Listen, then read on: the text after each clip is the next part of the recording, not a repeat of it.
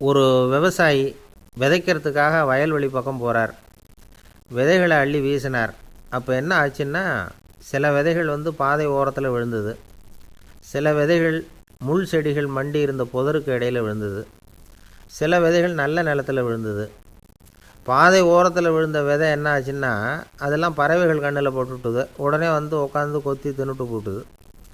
அதிகமாக மண் இல்லாத பாறை பகுதியில் விழுந்த விதையெல்லாம் லேசாக வேர் விட்டு முளைக்க ஆரம்பிச்சிது.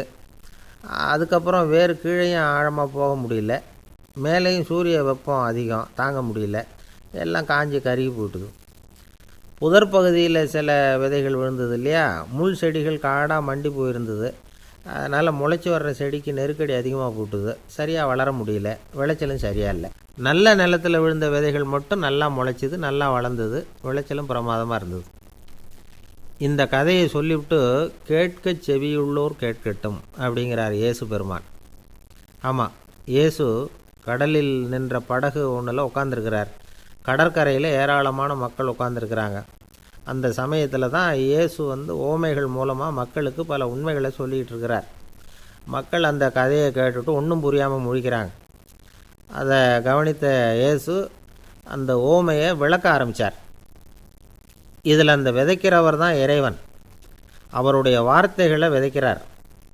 அந்த வார்த்தைகளை கேட்கிற மக்கள் அந்த விழுந்த விதைகள் மாதிரி 4 வகையானவர்கள். சில பேர் பாதை ஓரத்தில் விழுந்த விதைகள் மாதிரி. இறைவன் வார்த்தைகளை அவங்க கேட்குறாங்க, ஆனால் தீய எண்ணங்கள் செய்கைகள் மூலமாக விதைக்கப்பட்ட வார்த்தைகள் அழிஞ்சு போடுது. இறைவன் வார்த்தைகளை கேட்ட உடனே மகிழ்ந்து போய் உடனே சில பேர் அதை ஏற்றுக்கிறாங்க. இவங்கெல்லாம் அந்த பாறை பகுதியில் விழுந்த விதைகள் மாதிரி. அதனால் இவங்கெல்லாம் வேறு இல்லாதவங்க. கொஞ்ச காலத்துக்கு இறை வார்த்தைகளுக்கு கீழ்ப்படிந்து நடப்பாங்க. அதனால் ஏதாவது இடைஞ்சல் ஏற்பட்டால் உடனே தடுமாறுவாங்க. தங்கள்கிட்ட இருக்கிற நல்ல பண்புகளை விட்டுட்டு பாவ வழிகளுக்கு போயிடுவாங்க. முள் செடிகளுக்கு இடையில் விழுந்த விதைகள் மாதிரி உள்ளவங்க யாருன்னா, இவங்களுக்கு உலக கவலை உண்டு, செல்வத்தின் மீது மயக்கம் உடையவர்கள். உலக ஆசைகள் இவங்களுக்குள்ளே பூந்துடுறதுனால அங்கே இருக்கிற நல்ல பண்புகள் மறைஞ்சு போயிடுது. அதனால் அவங்களும் உபயோகம் இல்லாதவங்களாக ஆயிடுறாங்க. நல்ல மனிதர்கள் நல்ல நிலத்தில் விழுந்த விதைகளுக்கு ஒப்பானவர்கள். இவங்க இறை வார்த்தையை கேட்குறாங்க, அதை ஏற்றுக்கிறாங்க, அவங்களும் நல்லபடியாக வாழுறாங்க, அடுத்தவங்களுக்கும் உபயோகமாக இருப்பாங்க. இதுதான் இயேசு சொன்ன விளக்கம். நல்ல வார்த்தைகளை கேளுங்கள், நல்ல வார்த்தைகளை ஏற்றுக்கொள்ளுங்கள், அடுத்தவங்களுக்கு உபயோகமாக இருங்க. இதுதான் பெரியவங்கள்லாம் நமக்கு சொல்லுகிற உபதேசம். ஒரு அப்பா தன்னுடைய மகனுக்கு உபதேசம் பண்ணார். இதை பாருப்பா, நல்ல வார்த்தைகளை கேட்கணும், எப்போதுமே மகன் அப்பா பேச்சை கேட்குறது நல்லது அப்படின்னாராம். நீ ஏதாவது ஒரு தப்பு பண்ணால் என் தலையில் ஒரு முடி நரைச்சி வெள்ளையாக போடும்பா, நீ செய்கிற ஒவ்வொரு தப்புக்கும் என் தலையில் ஒவ்வொரு முடி வெள்ளையாயிடும் அப்படின்னாராம். பையன் யோசித்தான், அப்பா இப்போ தான் எனக்கு புரியுது, தாத்தாவோட தலைமுடி பூராவும் வெள்ளையாக இருக்கிறதுக்கு என்ன காரணங்கிறது எனக்கு இப்போ தான் புரியுது அப்படின்னானா. ஒரு சீன தேசத்து அரசர் இருந்தார். அவருக்கு வயசாயிட்டுது. அவருக்கு அடுத்தபடியாக அவருடைய புள்ள பட்டத்துக்கு வரணும், ஆட்சி பொறுப்பை ஏற்றுக்கணும். ஒரு நல்ல தலைவனுக்கு இருக்க வேண்டிய பண்புகள்லாம் தன்னுடைய மகனுக்கு இருக்கணும்னு விரும்பினார் அந்த அரசர். அதனால் இளவரசனை பக்கத்தில் இருந்த ஒரு குரு கிட்ட அனுப்புனார். இளவரசன் அவர்கிட்ட போய் சேர்ந்தான். அந்த குரு என்ன பண்ணார் தெரியுமா, இவனை பார்த்து சொன்னார், இதை பாருப்பா, நீ என்ன பண்ணுற, இப்போவே பக்கத்தில் இருக்கிற காட்டுக்கு போ, நடு காட்டில் போய் ஒரு இடத்துல உட்காந்துக்கோ, அங்கே என்னென்ன சத்தம்லாம் உன் காதில் விழுதுன்னு கவனித்து கேளு, உன் காதில் விழுந்த ஓசைகள் என்னென்னங்கிறத என்கிட்ட சொல்லு, அதுதான் எனக்கு தெரியணும், உனக்கு வேலையும் அதுதான் அப்படின்னு சொல்லி அனுப்பி வச்சுட்டார். இளவரசன் காட்டுக்கு போனான். குரு சொன்னபடியே ஒரு இடத்துல உட்காந்து கவனித்து கேட்டான். அதுக்கப்புறம் குருக்கிட்ட திரும்பி வந்தான். என்னென்ன சத்தம்லாம் கேட்ட அப்படின்னு கேட்டார் குரு. குருவே, காட்டில் நான் பறவைகள் சத்தம்லாம் கேட்டேன், மிருகங்களின் ஓசையையும் கேட்டேன், இதை தவிர இடி மின்னல் மழை இதுகளோட சத்தத்தையும் கேட்டேன் அப்படின்னா. குரு யோசனை பண்ணார், நீ இன்னமும் சரியாக கேட்கல, அதனால் மறுபடியும் காட்டுக்கு போ, கொஞ்ச நாள் தங்கியிருந்து கேட்டுட்டு வா அப்படின்னார். இளவரசனுக்கு ஒன்றும் புரியல. இருந்தாலும் குருவின் கட்டளையாச்சே, மறுக்க முடியுமா? உடனே அவன் மறுபடியும் காட்டுக்கு போனான். ஒரு இடத்துல உட்காந்தான். கொஞ்ச நேரம் உன்னிப்பாக கவனித்து கேட்டான். சில நாள் கழித்து குருக்கிட்ட திரும்பி வந்தான். குருவே, இந்த தடவை சில துல்லியமான சத்தங்களை எல்லாம் கேட்டான். தேனீ பறக்கிற சத்தம், நீரோடையின் மெல்லிய ஓசை, இதெல்லாம் கேட்டேன்னா. குரு சிரித்தார். நீ மறுபடியும் காட்டுக்கு போ, இன்னும் சில நாள் அங்கே இரு, முழுமையாக கவனமாக கேட்டுக்கிட்டு வா அப்படின்னு சொல்லி அனுப்பி வச்சுட்டார். இளவரசனுக்கு குழப்பம் அதிகமாயிட்டுது. ஒன்றுமே புரியல. மறுபடியும் காட்டுக்கு போனான். மௌனமாக ஒரு இடத்துல உட்காந்துட்டான். அப்படியே தியானத்தில் ஆழ்ந்துட்டான். சில நாளில் அவனுக்கு இதுவரை கேட்காத ஓசைகள்லாம் கேட்க ஆரம்பிச்சிட்டுது. இதைத்தான் நான் கேட்கணும்னு என்னுடைய குரு எதிர்பார்த்துருக்கிறாருங்கிறத புரிஞ்சுக்கிட்டான். உடனே குரு கிட்ட ஓடனான். குருவே, இந்த தடவை காதுகளுக்கு கேட்க முடியாத சில ஓசைகளை கூட என்னால் உணர முடிஞ்சுது. பூ மலருகிற ஓசை, சூரியனால் பூமி சூடாகிறப்போ எழுகிற ஓசை, காலை பனித்துளி இந்த புல்லுலாம் குடிக்கிற ஓசை, இது எல்லாம் என்னால் நல்லா கேட்க முடிஞ்சுது அப்படின்னா. குருவுக்கு இப்போ தான் திருப்தி ஏற்பட்டு தான் இளவரசனை பார்த்து சொன்னார், இதை பாருப்பா, இப்போ தான் நாட்டை ஆளுகிற தகுதி உனக்கு வந்திருக்குது அப்படின்னு சொல்லி அதுக்கு விளக்கமும் கொடுத்தாராம். எந்த அரசன் தன்னுடைய மக்களின் எதையும் பேசுகிற மௌன மொழியை, மௌன வார்த்தைகளை கேட்குறானோ அவன்தான் ஆள தகுதி உள்ளவன். எந்த அரசன் தன்னுடைய மக்களின் உணர்ச்சிகளை உண்மையாக உணர்றானோ அவன்தான் முதன்மையான அரசன். போலி வார்த்தைகளை மட்டும் கேட்டுட்டு பல மௌன ராகங்களை காதில் வாங்கிக்காதவன் அரசனே இல்லை. எந்த நாட்டில் எப்போ ஒரு அரசன் தன்னுடைய மக்களின் உணர்ச்சிகளை கேட்க மறுக்கிறானோ அன்னையிலேருந்தே அந்த நாடு அழிய தொடங்குது அப்படின்னு அர்த்தம். இதுதான் அந்த குரு இளவரசனுக்கு போதிச்சது. வாயால் பேசுகிறத மட்டும் கேட்டு ஏமாறக்கூடாது, உணர்ச்சிகளையும் கேட்குறதுல தான் மனப்பக்குவம் உண்டாகும். மக்கள் உணர்ச்சிகளை புரிந்து கொள்ளாத அரசர்கள் நீடிச்சிருக்க முடியாது. அது மாதிரி நாடுகளில் அடிக்கடி குழப்பம் தான் உண்டாகும். அப்படி இருந்தால் அடிக்கடி ஆட்சி மாறிக்கிட்டு இருக்கும். அப்படிப்பட்ட ஒரு தேசம், அங்கே ஒரு சிறைச்சாலையில் 3 கைதிகள் பேசிக்கிட்டு இருந்தாங்க. ஒருத்தன் சொன்னான், நான் இந்த நாட்டு ராஜாவை எதிர்த்து பேசிக்கிட்டு இருந்தேன், அதனால் என்னை பிடிச்சி கொண்டாந்து இங்கே போட்டுவிட்டாங்க அப்படின்னா ஒருத்தன். இன்னொருத்தன் சொன்னான், நான் இந்த நாட்டு ராஜாவை ஆதரித்து பேசிக்கிட்டு இருந்தேன், அதனால் என்னை பிடிச்சி கொண்டாந்து இங்கே தள்ளிவிட்டாங்க அப்படின்னா. அது சரி, நீ என்ன தப்பு பண்ண அப்படின்னு சொல்லி 3வது ஆளை பார்த்து இவங்க கேட்டாங்க. அதுக்கு அந்த ஆள் சொல்கிறான், நான் தான் இந்த நாட்டு ராஜா அப்படின்னானா. ஒரு அரசனும் அமைச்சரும் ஒரு நாள் ரொம்ப சாவகாசமாக பேசிக்கிட்டு இருந்தாங்களாம். அரசன் அமைச்சரை பார்த்து ஒரு கேள்வி கேட்டிருக்கார். ஏங்க அமைச்சரே, ஆசை இல்லாத ஒரு மனுஷனால் இருக்க முடியுமா அப்படின்னு. ஏன் முடியாது, துறவி அப்படிங்கிறவங்கெல்லாம் அப்படிப்பட்டவங்க தானே அப்படின்னாராம் அமைச்சர். அவங்கெல்லாம் உண்மையிலேயே ஆசையை விட்டவங்க தானா அப்படின்னு கேட்டாராம் ராஜா. அப்படி தான் இருக்கணும் அப்படின்னாராம் அமைச்சர். அப்படின்னா ஆசையே இல்லாத ஒரு உண்மையான துறவியை நான் பார்க்கணுமேன்னார்.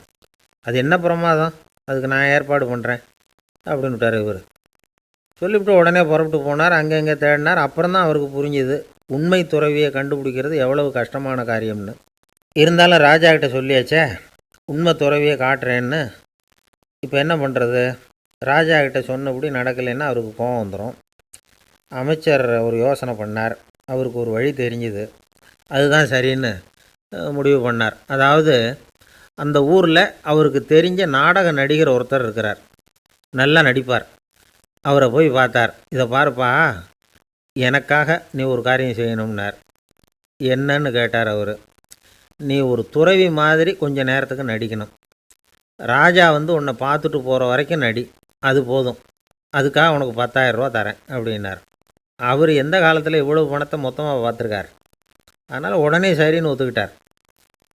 அமைச்சர் அரண்மனைக்கு திரும்பி வந்தார். என்ன அமைச்சரே, இன்னுமா ஒரு உண்மையான துறவி கிடைக்கலன்னார். உண்மையான துறவி ஒருத்தரை இப்போ தான் கொஞ்ச நேரத்துக்கு முன்னாடி பார்த்து பேசிவிட்டு வர்றேன். அவர் நம்ம ஊருக்கு வெளியில் குளத்தங்கரையில் உள்ள ஒரு ஆலமரத்துக்கு அடியில் உட்காந்துருக்கிறார் அப்படின்னார் இவர். அப்படின்னா உடனே புறப்படுங்க அப்படின்னார் ராஜா. பரிவாரங்களோடு புறப்பட்டார். அங்கே அந்த மரத்தடியில் அந்த ஆள் வேஷம் போட்டுக்கிட்டு துறவி மாதிரி உட்காந்துருக்கிறான். ராஜா நேராக போனார். அந்த துறவி காலில் பொத்துன்னு விழுந்து வணங்கினார். உடனே ராணியும் அவர் காலில் விழுந்தாங்க. அடுத்தபடியாக அமைச்சர் விழுந்தார். அவருக்கு தெரியும் இது நம்ம ஆள் தான்னு. இருந்தாலும் என்ன பண்ணுறது, நேரம். அப்புறம் பரிவாரங்கள்லாம் துறவி காலில் விழுந்து ஆசீர்வாதம் வாங்கிட்டாங்க. ராஜா அப்புறமா தங்கத்தட்டில் பொன்னையும் பொருளையும் வச்சு அந்த துறவிக்கிட்ட ரொம்ப பணிவாக நீட்டுறார். தாங்கள் தயவு பண்ணி இதை ஏற்றுக்கணும் அப்படின்னு வேண்டிக்கிட்டார். அந்த துறவி பற்றில்லாமல் அதை பார்த்தார். எல்லாத்தையும் திறந்துவிட்ட எனக்கு இதெல்லாம் எதுக்காக அப்படின்னு சொல்லி அதை மறுத்துட்டாராம். ஆஹா, உண்மையான துறவியை பார்த்துட்டோம் அப்படிங்கிற ஆனந்தம் அரசருக்கு. ரொம்ப நிம்மதியாக திருப்தியாக திரும்பி வந்தார் அரண்மனைக்கு. அதுக்கப்புறம் அமைச்சர் யாருக்கும் தெரியாமல் அந்த துறவிகிட்ட ஓடினார். சொன்ன பிரகாரம் பணத்தை நீட்டினார். இந்தாப்பா, நான் உங்ககிட்ட சொன்னபடி 10,000 ரூபா பணம் எடுத்துக்கோ அப்படின்னார். அந்த ஆள் ராஜா கிட்ட சொன்னது மாதிரியே எல்லாத்தையும் திறந்துவிட்ட எனக்கு இதெல்லாம் எதுக்காக வேணாம் அப்படின்னு விட்டாராம். நடித்த வரைக்கும் போதும்ப்பா, இனிமேல் இந்த நாடக வசனம்லாம் வேணாம், வேஷத்தை கலைச்சிரு, பணத்தை வாங்கிக்கோன்னார். இல்லைங்க, இது வேஷம் இல்லை, இது வசனமும் இல்லை, இது உண்மை. கொஞ்ச நேரம் துறவி மாதிரி நடித்ததுக்கே இந்த தேசத்து ராஜா ராணி அமைச்சர் பரிவாரங்கள் எல்லாம் என் காலில் விழுந்து வணங்குறாங்க. அப்படின்னா உண்மையான துறவியாக இருக்கிறது எவ்வளவு பெருமையான விஷயம். நான் உண்மையான துறவியாக ஆக போகிறேன், அப்படி முடிவும் பண்ணிட்டேன் அப்படின்னார் அந்த நடிகர். வேஷம் கூட எப்படிப்பட்ட விளைவுகளை உண்டு பண்ணுது பார்த்தீங்களா. நம்மால் ஒருத்தன் ரொம்ப வசதியாக தான் இருந்தான். ஒரு நாள் அவன் சொத்து பூரா திருட்டு போட்டுது. அதுக்கப்புறம் இவன் துறவி மாதிரி ஆயிட்டான். ஊர் ஊராக சுற்றினான்.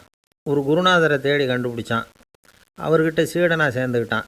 அவனை பார்த்து ஒருத்தர் கேட்டார், நீ உண்மையான சீடன் தானான்னு. இல்லைங்க, சீடன் மாதிரி நடிச்சுக்கிட்டு இருக்கிறேன் அப்படின்னா. அது குரு துரோகம் இல்லையா அப்படின்னு கேட்டார் அவர். இல்லைங்க, நான் பண்ணது குரு துரோகம் இல்லை, என் குரு பண்ணது தான் துரோகம். என்னுடைய பணத்தை கொள்ளையடித்தது இவர் தான். அதை எங்கே வச்சுருக்காருன்னு கண்டுபிடிக்கிறதுக்காக தான் இவர்கிட்ட வந்து சீடனாக சேர்ந்துருக்கிறேன் அப்படின்னா. ஒரு பெரிய பியானோ கலைஞர் வியன்னாவில் இருந்தார். ரொம்ப புகழ்பெற்ற இசைக்கலைஞர் அவர். இங்கிலாந்து மகாராணி விக்டோரியா அவருடைய சங்கீதத்தை கேட்கணும்னு ஆசைப்பட்டாங்க. அவரை அரண்மனைக்கு கூப்பிட்டாங்களாம். பியானோ வாசிக்க சொல்லி கேட்டாங்களாம். இவரும் ரொம்ப பிரமாதமாக வாய்ச்சி காட்டியிருக்கார். உடனே பாராட்டி பரிசுகள்லாம் கொடுத்து அனுப்புனாங்களாம். அந்த இசையை கேட்குறதுல அரசிக்கு ரொம்பவும் ஆர்வம் உண்டு. அதனால் அதுக்கப்புறமும் அந்த கலைஞர் அடிக்கடி அரண்மனைக்கு வர வேண்டிய அவசியம் ஏற்பட்டது. ஏன்னா அரசி கூப்பிட ஆரம்பித்தாங்க. இவர் போகணும், அங்கே இசை நிகழ்ச்சி நடத்தணும். இவர் அங்கே பாடி வாசிக்கிறது உண்டு. ஒரு தடவை வந்து மகாராணி அவரை பார்த்து, உங்கள் நாட்டு தேசிய கீதம் பாடுங்களேன் அப்படின்னு கேட்டாங்களாம். உடனே அவர் தன்னுடைய நாடான ஆஸ்திரியாவின் தேசிய கீதத்தை பாடியிருக்கிறார். அவர் பாட ஆரம்பித்த உடனே மகாராணி எழுந்திரிச்சு நின்னாங்களாம். அதுக்கு மரியாதை செலுத்துகிற நோக்கத்தோடு பாட்டு முடிகிற வரைக்கும் அப்படியே நின்றுக்கிட்டு இருந்தாங்களாம். இதுதான் அந்த அரசியினுடைய பெருந்தன்மை. அதாவது நாட்டுப்பற்றுங்கிறது அந்த அளவுக்கு அப்படி இருக்கணும். இப்படி ஒரு அரசியே நம்ம நாட்டு தேசிய கீதத்துக்கு எழுந்திரிச்சு நின்று மரியாதை செலுத்துகிறாங்க அப்படிங்கிறத புரிஞ்சிக்கும் பொழுது அந்த முதிய கலைஞரின் மகிழ்ச்சிக்கு அளவே இல்லையாம்.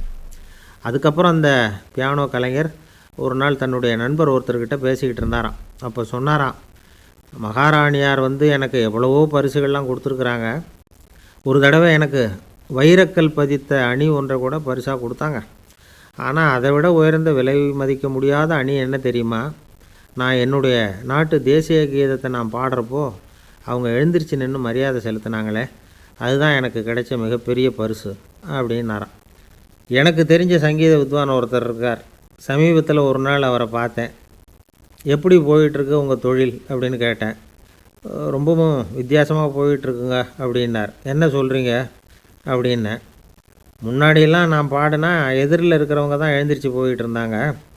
இப்போ எப்படின்னா நான் பாட ஆரம்பிச்சுட்டா உடனே பக்கவாத்தியக்காரனே எழுந்திரிச்சு போயிடுறான் அப்படின்னார் ரொம்ப வேதனையோட. துருக்மேனியாவில் அஷ்காபாத் அப்படின்னு ஒரு நகரத்தில் ஒரு புவியியல் விஞ்ஞானி இருந்தார். அவர் ஒரு நாய்க்குட்டி வளர்த்தார். ஒரு நாள் முன்னிரவு நேரம் ஒரு மேஜைக்கு முன்னாடி உட்காந்து அந்த விஞ்ஞானி ஏதோ கணக்கு போட்டுக்கிட்டு இருக்கிறார். அவருக்கு ஒரு சின்ன பெண் குழந்தை, அது தொட்டிலில் தூங்கிட்டு இருக்குது. அந்த நாய்க்குட்டியும் ஒரு மூலையில் படுத்து அது பாட்டுக்கு தூங்கிட்டு இருந்தது. ஒரே அமைதி. அந்த நேரத்தில் திடீர்னு அந்த நாய்க்குட்டி துள்ளி எழுந்திரிச்சிது. நேராக குழந்தைகிட்ட ஓடிச்சு. அந்த குழந்தைய அது போட்டிருந்த ட்ரெஸ்ஸோடு சேர்த்து கவ்வி தூக்குச்சு. தூக்கிக்கிட்டு வாசல் பக்கம் ஓடிச்சு. நாய்க்குட்டி குழந்தைய கவ்வி தூக்க முடியுமாங்கிற சந்தேகம் உங்களுக்கு இல்லையா? நீங்கள் வந்து நம்ம ஊர் நாய்க்குட்டியவே பார்த்து பழக்கப்பட்டிருக்கீங்க. அதனால் நம்புறதுக்கு சிரமமாக இருக்கும். அந்த ஊர்லெலாம் அது வந்து ரொம்ப ஸ்ட்ராங்காக இருக்கும். ஒரு ஏதோ கண்ணுக்குட்டி மாதிரி இருக்கும். விஞ்ஞானி அதை பார்த்துட்டார். உடனே அந்த நாய்க்கு வந்து வெறி பிடிச்சிட்டுதுன்னு முடிவு பண்ணிவிட்டு தன்னோட கை துப்பாக்கியை எடுத்துக்கிட்டு ஓடி வந்தார். அவர் வெளியில் வந்து நாய்க்குட்டி எங்கே அப்படின்னு பார்த்து தேடுறார். அந்த நேரத்தில் அந்த வீடு வந்து இடிஞ்சு விழுது. காரணம் பூமி அதிர்ச்சி. இப்படி பூமி அதிர்ச்சி உண்டாக போகுதுங்கிறது அந்த நாய்க்குட்டிக்கு முன்னாடியே தெரிஞ்சு போச்சு. அதுதான் குழந்தைய தூக்கிட்டு வெளியில் ஓடி வந்திருக்குது. அது மூலமாக அந்த குடும்பத்தையே காப்பாற்றிருக்குது அந்த நாய்க்குட்டி. இந்த சம்பவம் நடக்கிறதுக்கு 3 நாளைக்கு முன்னாடியே சில பிராணிகளுக்கு இப்படி நடக்க போகுதுங்கிறது தெரிஞ்சிருக்குதான். ஆமாம், அந்த நகரத்தில் 3 நாளைக்கு முன்னாடியே பாம்பு, பல்லி இதெல்லாம் அது தங்கியிருந்த வலையை விட்டு வெளியில் ஓடி வந்துட்டுது. அதே மாதிரி அங்கே இருந்த புறாவெல்லாம் பறந்து போயிடுச்சான். இதே மாதிரி யுகோஸ்லோவியாவில் கூட ஒரு நகரம், அங்கே ஒரு நாள் ராத்திரி ஒரு மிருக காட்சி சாலையில் திடீர்னு ஒரு பெரிய கலவரம், கூச்சல், குழப்பம். அங்கே இருந்த கழுதை, புலி, யானை, பறவை எல்லாம் கண்ணாபின்னான்னு கத்த ஆரம்பிச்சுட்டுது. நீர் யானை அதுக்குன்னு போடப்பட்டிருந்த தடுப்பையே தாண்டி குதித்து வெளியில் வந்துட்டு தான். மறுநாள் தான் எல்லாருக்கும் விஷயம் புரிஞ்சுது. அடுத்த நாள் காலையில் அங்கே பூமி அதிர்ச்சி உண்டாயிட்டுது. இப்போ பாருங்கள், அதாவது மனுஷனை போய் தீர்க்கதரிசி அது இதுன்னு சொல்லிகிட்டு இருக்கிறோம். இவனை விட அது பரவாயில்லைன்னு தோணுது. அதாவது மிருகங்கள் ஒன்று நடக்க போகுதுங்கிறத முன்னாடியே புரிஞ்சுக்குதே. சரி, இதெல்லாம் எப்படி அது முன்கூட்டி புரிஞ்சுக்குது? அதுதான் படைப்பு ரகசியம். அதை கண்டுபிடிக்கிறதுக்கு தான் மனுஷன் வந்து ஆராய்ச்சி பண்ணிகிட்டு இருக்கிறான். விஞ்ஞானிகளோட ஆராய்ச்சியெல்லாம் ஒரு பக்கம் இருக்கட்டும், வீட்டுக்குள்ளேயே சில ஆராய்ச்சி பண்ணி பாருங்களேன். இப்போ சில யோசனை சொல்லி அதை சோதனை பண்ணி பாருங்க அப்படின்னு ஒருத்தர் சொன்னாராம்.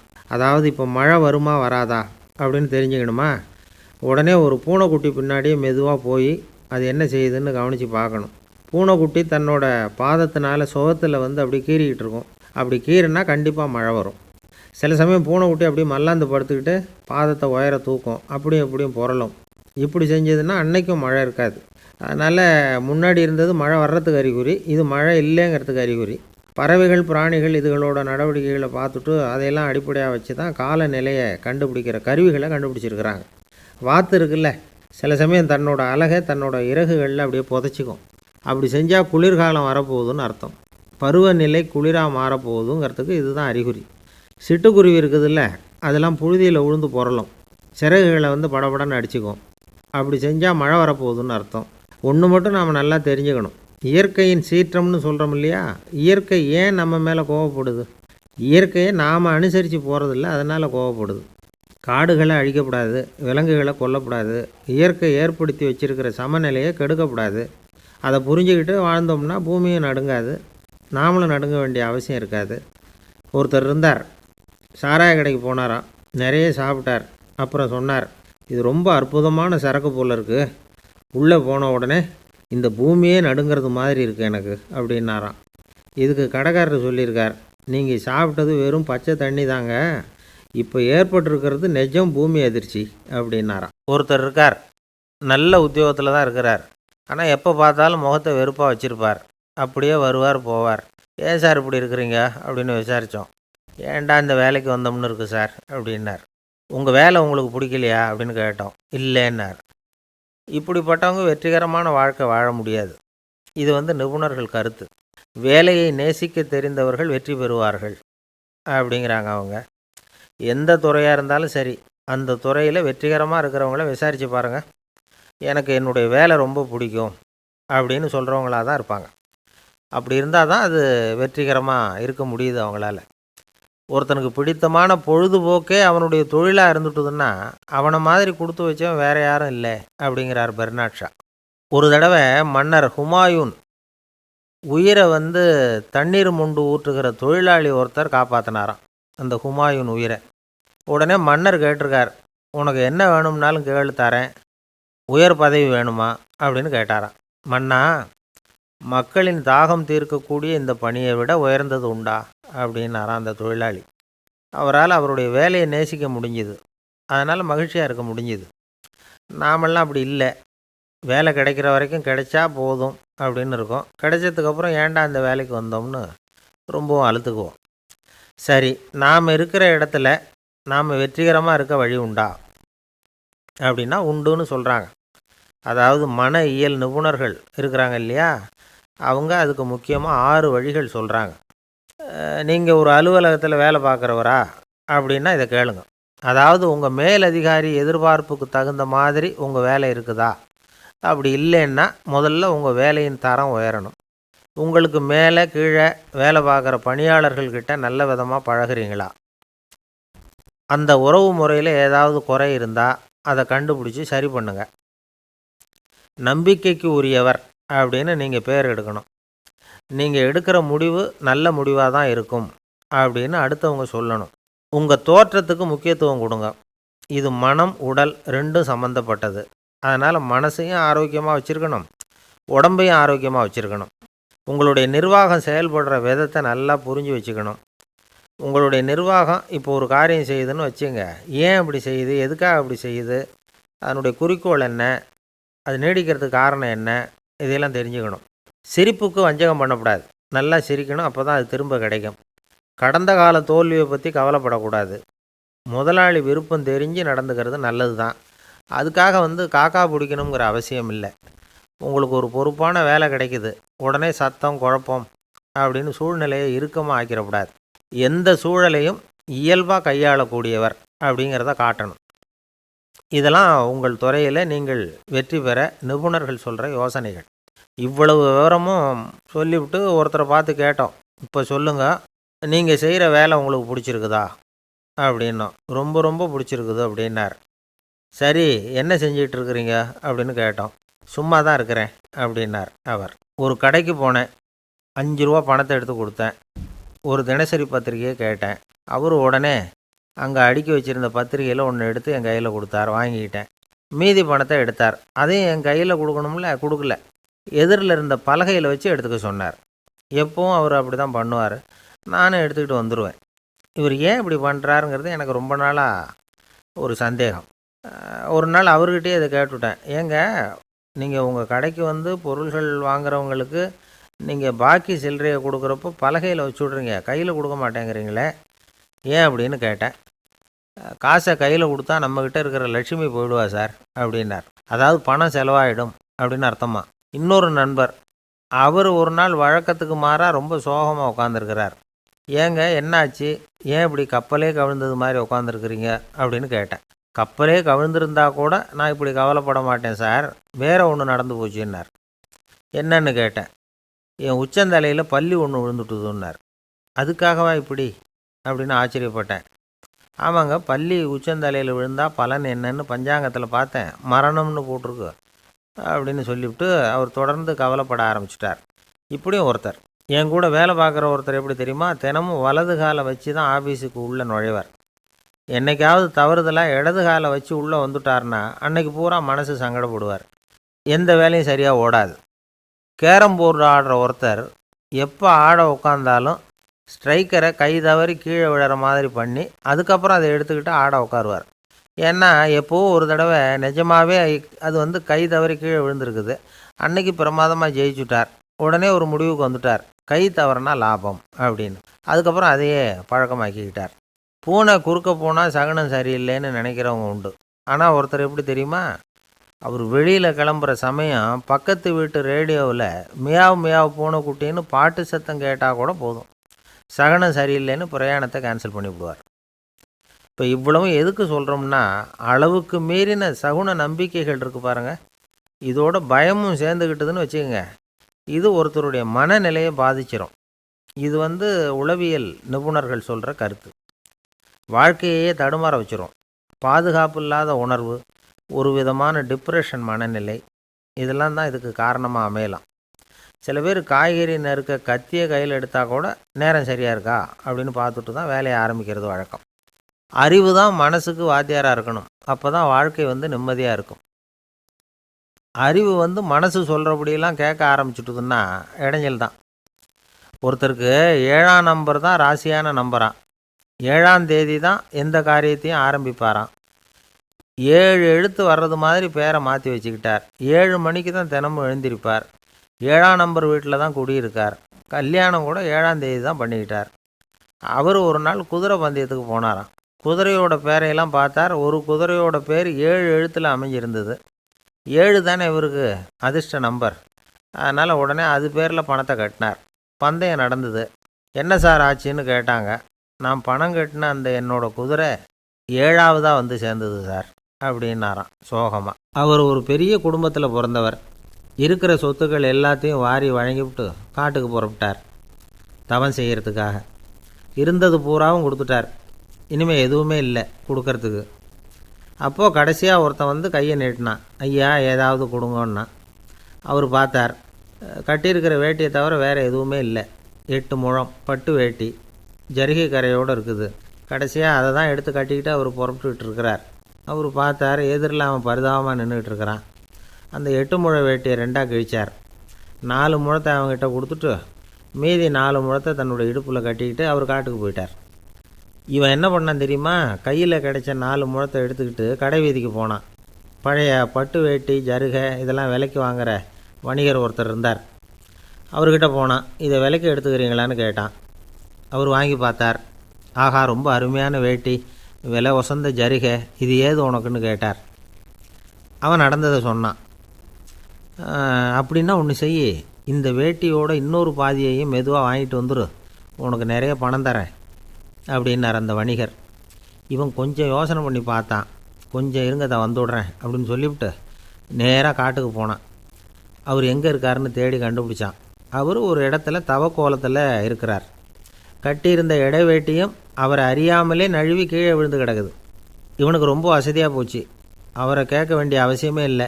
மெதுவாக சத்தம் போடாமல் அடிமேல் அடி வச்சு நெருங்கினான். அவர் கண்ணை மூடிக்கிட்டு அவர் பாட்டு நின்றுக்கிட்டு இருக்கார். இவன் மெதுவாக போய் கீழே கிடந்த அந்த துணியை எடுத்துக்கிட்டு சத்தம் போடாமல் திரும்பி நடந்தான். அப்படி கொஞ்சம் தூரம் நடந்திருப்பான். அப்படி ஓட ஆரம்பிக்கிற சமயத்தில் அவன் காலில் கீழே கிடந்த முள் ஒன்று நறுக்குன்னு தைச்சி விட்டுது. வலி தாங்க முடியாமல் அம்மான்னு கத்திவிட்டான். இந்த சத்தத்தினால கண்ணை மூடி நின்றுக்கிட்டு இருந்த அவர் தவம் கலைஞ்சிது. மெதுவாக கண்ணை திறந்து பார்க்குறார். தன் இடையில் இருந்த வேட்டி அவன் கையில் இருக்குது. இப்போது அவர் நினைக்கிறாராம், இந்த வேட்டி மேலே நான் வச்ச ஆசை அல்லவா அவனை வந்து திருடன் ஆக்கிவிட்டுது அப்படின்னு நினச்சாரான். இது எப்பேற்பட்ட மனநிலைங்கிறத கொஞ்சம் யோசிச்சு பாருங்கள். தான் ஒரு பொருள் மேலே வைத்த பற்று இன்னொரு மனிதன் திருடனாக ஆகிறதுக்கு காரணமாயிட்டுதே அப்படின்னு நினைக்கிறார்.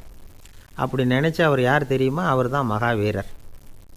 இழந்துட்டேங்கிறியே, நீ என்னத்தை கொண்டு வந்த இங்கே இழக்கிறதுக்கு? நீ என்னத்தை உண்டாக்குன இது அழிஞ்சுட்டுதுன்னு சொல்கிறதுக்கு? இது அவருடைய சிந்தனை. இன்றைக்கி நம்ம சிந்தனையெல்லாம் வேறு மாதிரி இருக்குது. ஒருத்தன் நடுத்தெருவில் உட்காந்து அழுதுகிட்டு இருந்தான். அந்த வழியாக வந்தவர் கேட்டார், ஏன்ப்பா அழற அப்படின்னு கேட்டார். 5 ரூபா சார், இந்த இடத்துல விழுந்துட்டுது, ரொம்ப நேரமாக தேடுறேன், கிடைக்காது போல இருக்கு அப்படின்னா. எப்போ தொலைஞ்சுது அப்படின்னு கேட்டார். அது எனக்கு தெரியாது சார், பணத்தை தொலைச்சவன் தேடி பார்த்துட்டு போயிட்டான், நான் அவனுக்கு பின்னாடி தேட வந்தவன் அப்படின்னு சொல்லிவிட்டு மறுபடியும் தேட ஆரம்பித்தானா. அளவுக்கு மிஞ்சினால் அமிர்தமும் நஞ்சு அப்படின்னு சொல்லுவாங்க. அது உண்மைதான். ஒருத்தருக்கு அளவுக்கு மீறிய புகழ் வந்துட்டுதுன்னு வச்சுக்கோங்க, அது கூட ஆபத்தாக போயிடுறது உண்டு. பழங்காலத்துல எல்லாம் கிரேக்க தேசத்தில் ஒரு பழக்கம் உண்டாம். அதாவது யாராவது ஒருத்தரை நாடு கடத்தணும்னா அதுக்கு ஒரு வழி உண்டு.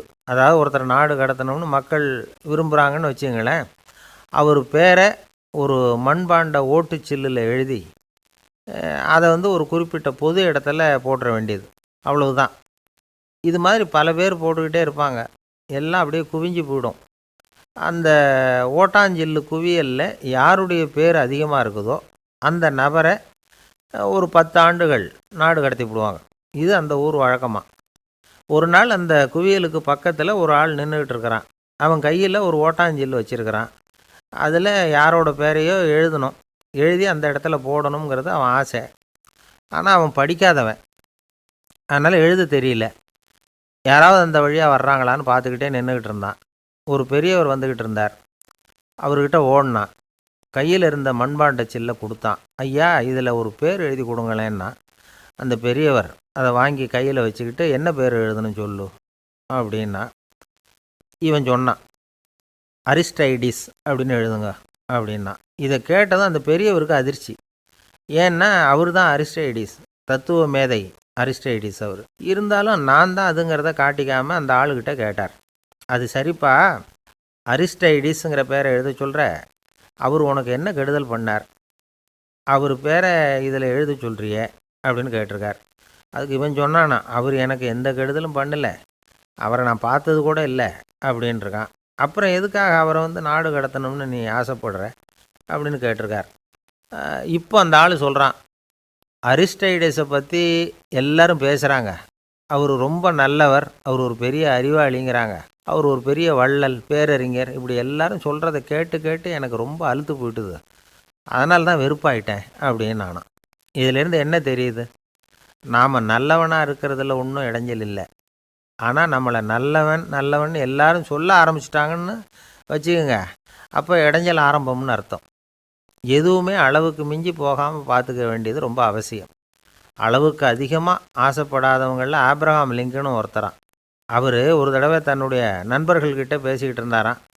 ஒருத்தர் கேட்டிருக்கார், ஒரு மனுஷனுக்கு கால்கள் வந்து எவ்வளோ உயரம் இருக்கணும் அப்படின்னு கேட்டாராம். இதுக்கு ஆப்ரஹாம் லிங்கன் சொன்னாராம், அது என்ன, இடுப்புலேருந்து தரையை தொடுற அளவுக்கு உயரம் இருந்தால் போதும் அப்படின்னாராம். ஒரு வயசான அம்மா தெரு வழியாக போயிட்டு இருந்தாங்க. அவங்க கையில் என்னத்தையோ வச்சுக்கிட்டு அதை அடிக்கடி பார்த்துக்கிட்டே இருந்தாங்க. ஒருத்தன் மெதுவாக அவங்கக்கிட்ட போய் கையில் இருக்கிறது என்ன அப்படின்னு எட்டி பார்த்தா அவங்க கையில் 4 பல் இருந்துதான். இவன் ஆச்சரியமாக அந்த அம்மாவை பார்த்தான். ஏம்மா உனக்கு என்ன பைத்தியமா, ஏது இந்த பல், இதை என்னத்துக்காக கையில் வச்சுக்கிட்டு அலைஞ்சிக்கிட்டு இருக்கிற அப்படின்னு கேட்டிருக்கான். அதுக்கு அந்த அம்மா விவரம் சொல்ல ஆரம்பித்தாங்களாம். இதை பாருப்பா, எனக்கு ஒரு மகன் இருந்தான், அவனை ரொம்ப செல்லமாக வளர்த்தேன். அவனை தரையிலே நடக்க விடுறதில்ல, எப்பவும் தூக்கி வச்சுக்கிட்டு இருப்பேன்.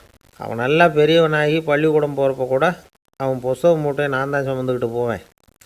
பார்க்குறவங்க கூட கேலி பண்ணுவாங்க, ஏம்மா படிக்க போகிறது நீயா உன் பிள்ளையான்னு கேட்பாங்க. அவன் இன்றைக்கி எவ்வளவோ பெரிய மனுஷன் ஆகிட்டான், வெளிநாட்டில் பெரிய உத்தியோகத்தில் இருக்கான். சமீபத்தில் இங்கே வந்துட்டு போனான். ஒரு நாள் ஏதோ கோபத்தில் என்ன அரைஞ்சுட்டான். அப்போ இந்த 4 பல்லும் கீழே விழுந்துட்டுது. இன்னமும் கூட விழுந்திருக்கும், ஆனால் பல்லு தான் இல்லை. என் புள்ள அரைஞ்சதுனால விழுந்த பல்லு இல்லையா அது. அதனால் இதை எப்பவும் என் கையிலேயே வச்சுக்கிட்டு ஆசையோடு பார்த்துக்கிட்டு இருக்கிறேன். அவன் தான் வெளிநாட்டுக்கு போட்டான், அவனை பார்க்க முடியாத ஏக்கத்தை நான் இந்த பல்லை பார்த்து போக்கிக்கிறேன் அப்படின்னு நாங்களாம் அந்த அம்மா. இந்த கதை எதுக்காகன்னா, தாய் அன்பு அப்படிங்கிறது எப்படிப்பட்டதுங்கிறத புரிஞ்சுக்கிறதுக்காக. கல்யாணம் ஆனதுக்கப்புறம் தாயை மறந்து விட்றவங்க எத்தனை பேர் இந்த உலகத்தில், அவங்க காதில் விழணுங்கிறதுக்காக தான் இந்த தகவல். ஆனால் ஒரு விஷயம் மட்டும் நல்லா புரிஞ்சுக்கணும், தாயை மதிக்க தெரிஞ்சவங்க தான் இன்றைக்கி வாழ்க்கையில் எல்லா விதத்துலேயும் முன்னுக்கு வந்திருக்கிறாங்க. வேணும்னா விசாரித்து பார்த்துக்குங்க. இன்னொரு அம்மா இருந்தாங்க, அவங்க தினமும் ஒரு கோயிலுக்கு வருவாங்க. சாமியை பார்த்து, கடவுளே நான் இறந்து போனால் நரகத்துக்கு போகணும் அப்படின்னு வேண்டிக்குவாங்களாம். எல்லோரும் சொர்க்கத்துக்கு போகணும்னு தானே கடவுள்கிட்ட வேண்டிக்குவாங்க. இந்த அம்மா தினம் நான் நரகத்துக்கு போகணும் அப்படின்னு வேண்டிக்கிறாங்க. அங்கே இருந்த அர்ச்சகருக்கு இது சந்தேகம். ஒரு நாள் அதை நேரடியாகவே அவங்கக்கிட்ட கேட்டுவிட்டார். அதுக்கு அந்த அம்மா பதில் சொன்னாங்களாம், ஐயா எனக்கு கல்யாணம் ஆகி ரொம்ப நாள் வரைக்கும் குழந்தை பாக்கியம் இல்லாமல் இருந்தது. கோயில் குளம் எல்லாம் சுற்றி வந்தேன். ரொம்ப நாள் கழித்து ஒரு குழந்தை பிறந்தது, ஆண் குழந்தை. அவனை நான் ரொம்ப செல்லம் கொடுத்து வளர்த்தேன். அதோட விளைவு என்ன ஆச்சுன்னா, அவன் ரொம்ப மோசமாக ஆகிட்டான். கெட்ட பழக்க வழக்கம்லாம் கற்றுக்கிட்டான். அவன் இறந்து போனால் நிச்சயம் அவனுக்கு நரகம்தான் கிடைக்கும். அந்த அளவுக்கு கெட்டவன் அவன். அப்படிப்பட்ட காரியங்கள்லாம் பண்ணிகிட்ருக்கான், எனக்கு தெரியும். இவனுக்காக நரகத்தில் கூட யாரும் தயவு காட்ட மாட்டாங்க, தாட்சண்யம் காட்ட மாட்டாங்க. அதனால் இவனுக்கு முந்தி நான் இறந்து நரகத்துக்கு போயிட்டா அங்கே இவனை கவனிச்சிக்கலாமே, இவனுக்கு பணிவிடை செய்யலாமேன்னு பார்க்குறேன் அப்படின்னு நாங்களாம்.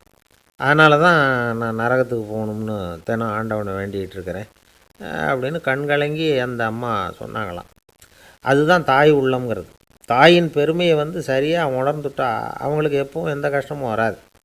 இது ஏதோ உபதேசத்துக்காக சொல்கிற வார்த்தை இல்லை, உண்மையான வார்த்தை. இந்த விவரத்தையெல்லாம் நண்பர் ஒருத்தர்கிட்ட சொல்லிக்கிட்டு இருந்தேன். அவர் கொஞ்ச நாள் கழித்து என்னை தேடி வந்தார். அவர் கையிலேயும் 4 பல் வச்சுருந்தார். என்னங்க ஆச்சு, ஏதுங்க இந்த பல் அப்படின்னு விசாரித்தோம். உங்கள் உபதேசத்தை கேட்டுவிட்டு இந்த உலகத்தில் எல்லாரையும் தாயாக நினைக்க ஆரம்பிச்சிட்டேன்.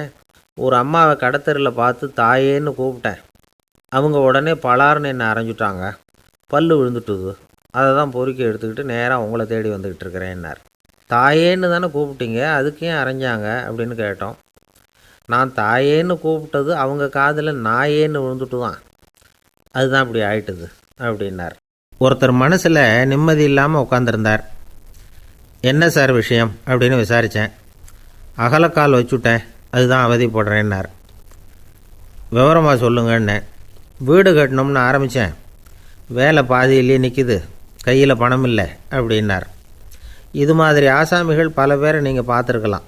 இவங்கெல்லாம் சுலபமாக மன அழுத்தத்துக்கு ஆளாயிடுறாங்க. மன உளைச்சல், அதாவது ஸ்ட்ரெஸ் அப்படின்னு சொல்கிறோமே, அதுக்கு அடிப்படையான சில காரணங்கள் உண்டு. அதாவது மிகையாக திட்டமிடுதல் அப்படிங்கிறதும் ஒரு முக்கியமான காரணம். நடைமுறை சாத்தியம் என்னங்கிறத மனசில் வச்சுக்கிட்டு எந்த திட்டத்தையும் தீட்டணும், அப்போ தான் அது சரியாக வரும்.